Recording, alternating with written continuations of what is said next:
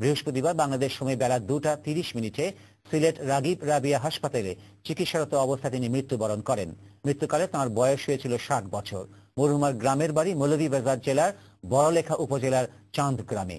শুক্রবার বাদ জুম্মা চাঁদগ্রাম শাহী ঈদগাহ ময়দানে মরহুমের নামাজে জানাজা অনুষ্ঠিত হয় এবং পরে তাঁকে পারিবারিক গোরস্থানে দাফন করা হয়।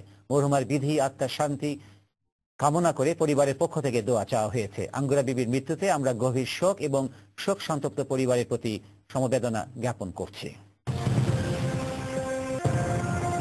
মাগফিরাত কামনায় শুক্রবার এক বিশেষ দোয়া ও মিলাদ মাহফিলের আয়োজন করা হয়েছে।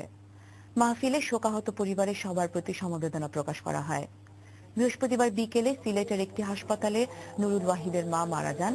পরে নিজ এলাকা মৌলভীবাজার জেলার কুলাউড়া থানার বড়লেখায় চানগ্রাম শাহী ঈদগাহ ময়দানে শুক্রবার জুম্মার নামাজের পর মরহুমার নামাজে জানাজা অনুষ্ঠিত হয়।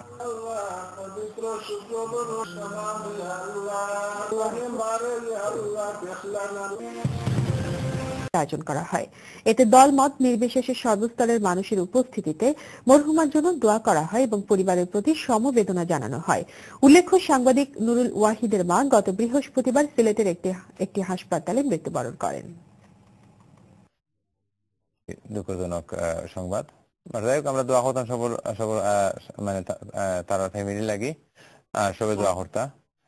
নুরুল ওয়াহিদ ভাই ফ্রান্সর আমরা যে প্রতিনিধি ও আর কি মানে তার আম্মা মারা গেছেন আর তার আব্বা গত বছর মারা গেছিল।